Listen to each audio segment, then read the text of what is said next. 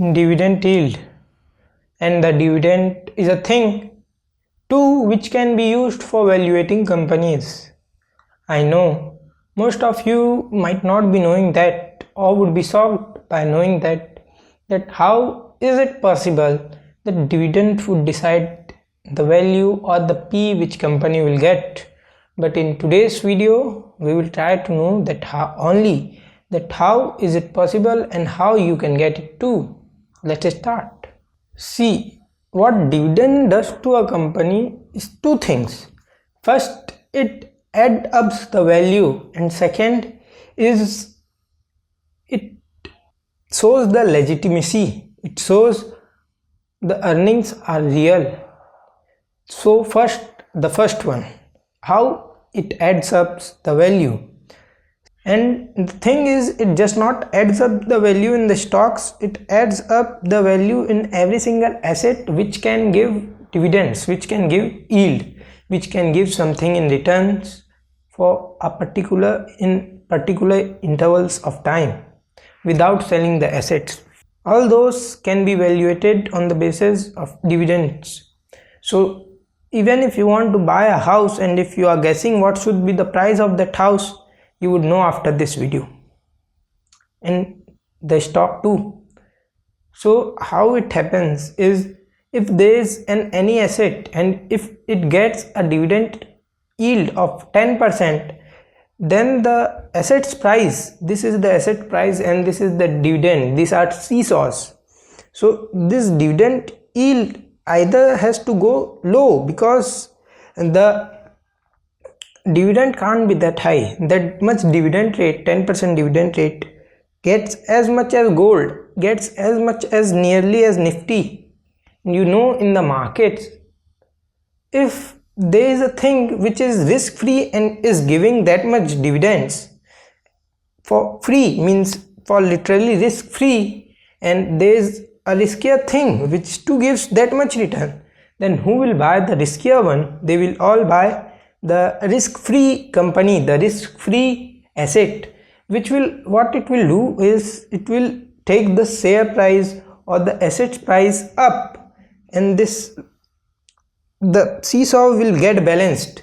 This way the dividend yield will go down and the stock price will go up. If you know how the dividend yield is calculated, you will get that equation very nicely. How it is calculated? The share price on the behalf of whatever the dividend the company gives is dividend yield. So if the company has share price of 1000 rupees, and on that if it's giving dividends per year of 100 rupees, then the dividend yield of that company becomes of 100 in rupees, and in percentage 10%.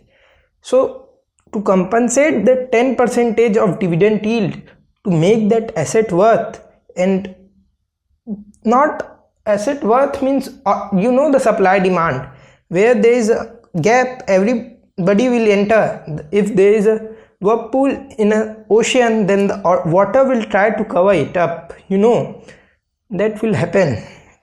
So the crowd will buy it, it will take the share price up because the supply is as much as, and the demand has gotten higher because of the dividends. So the share price of 1000 will go to 10,000 or to 5,000, decreasing down the dividend yield from 5% to 1%, and that's how dividend builds up the company's value. Getting my point? That simply it creates a scarcity of risk-free return, which creates a demand for the company, and as you know that supply is limited, the share price goes higher, and sometimes it goes higher when it should be the P of 20, it goes to 70, 80 just because of the dividend. The prime example of that is Unilever.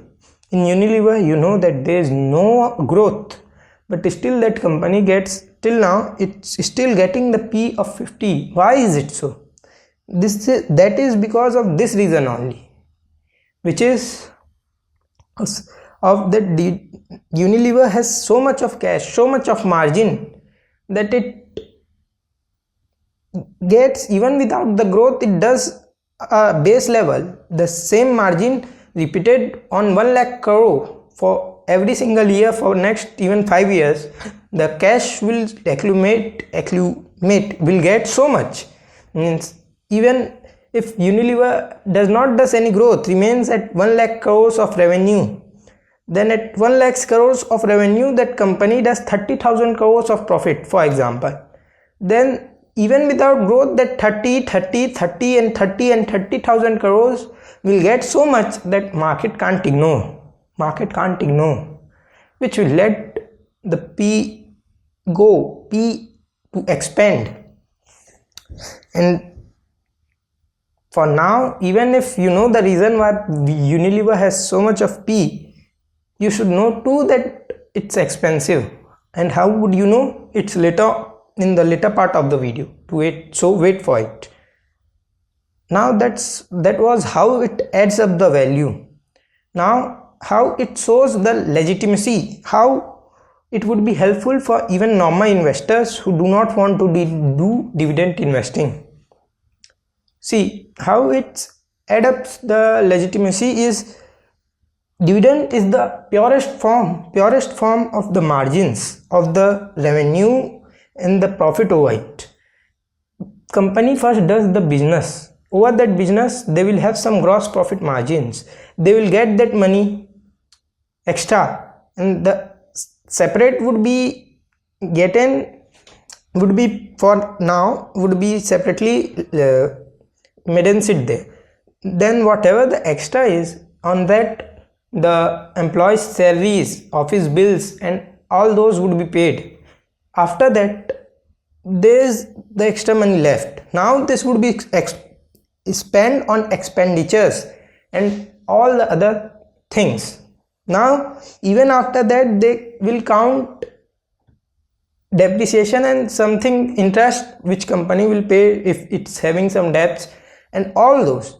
Then it gets to earnings. Then even after earnings, doing some stuffs, counting some things, it gets to cash flow.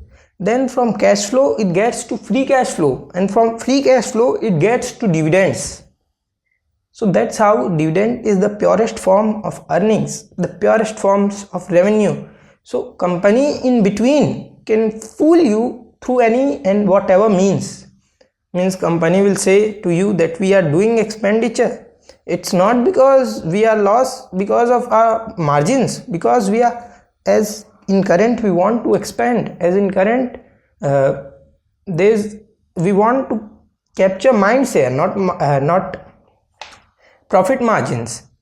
So you may agree, but you should know that there might be a possibility, a probability of the company fooling you, and that gets proved even and just by the dividends.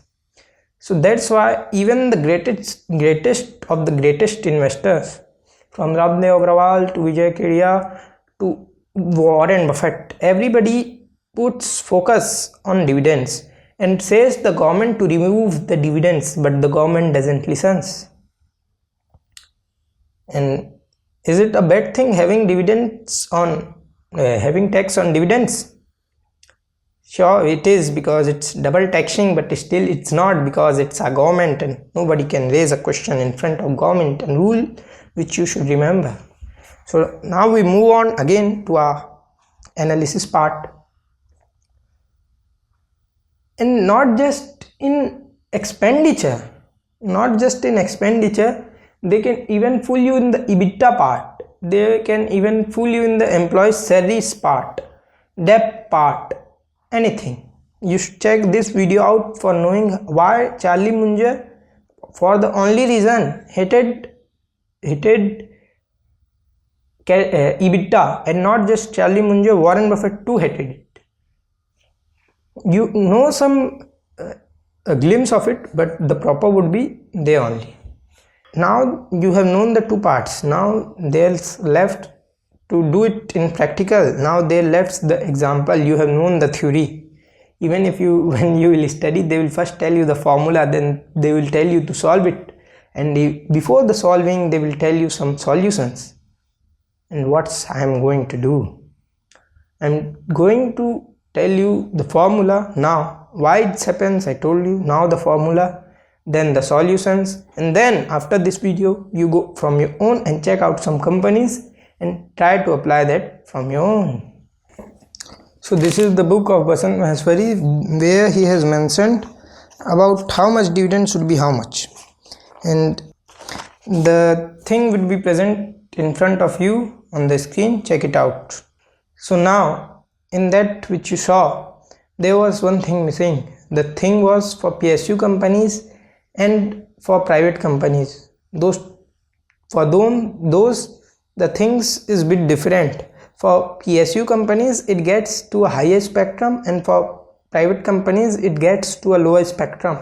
Means even private companies available with dividend yield of 3% with that same growth rate and the same PE would be reasonable, and the PSU companies available with 6% dividend yield with the same PE and the same growth rate would be reasonable. Why? Because there are many reasons that market favors private companies over PSUs. A video can be made on that, not a topic of now. So now you know how much should be how much, and in that there is no need to see PE, because I told you from the first valuation it automatically adjusts itself according to the dividends. So P is no reason to see it. And even not just the P, even the ROE part you do not have to see unless your company takes takes debts and then distribute dividend, which not any single company I have heard does. So there is no need to do like that, because as I told you, ROE is margins, kinds of a thing which tells companies margin, efficiency, and the pure juice of that extract of that margin is dividend. So at the end dividend tells the story.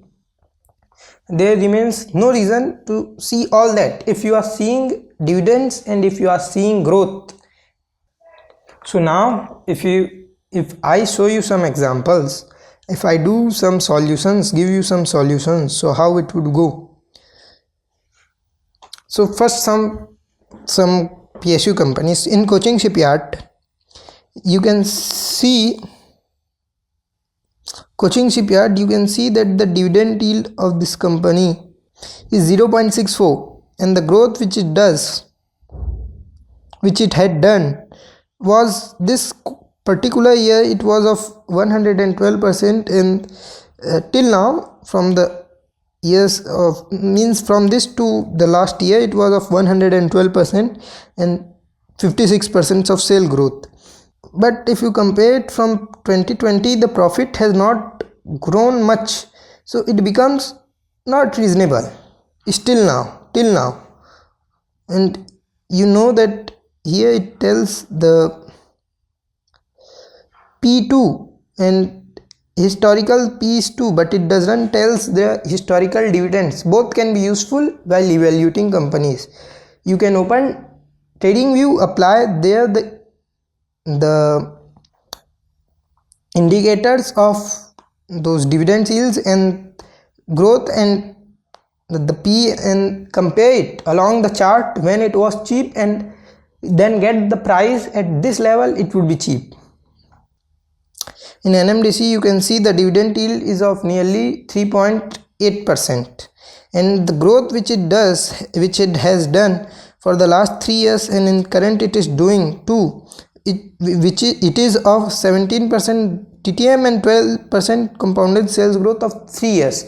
So it becomes reasonably cheap or reasonable, all your choice. Now if I open Unilever on the same exercise, you can see that the dividend yield here is 1.73 and the growth is of 0%, so it becomes expensive. And similarly, if I don't open much companies from here, you can do it from your own. You have known how you have to do it.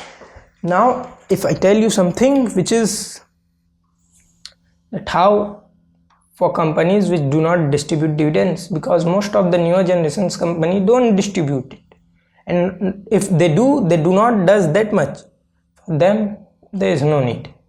If you can make sure that the earnings are real and the company is not doing any bad thing with you, the management is good and the growth is present there, then dividend yield without companies without dividend yield too is good.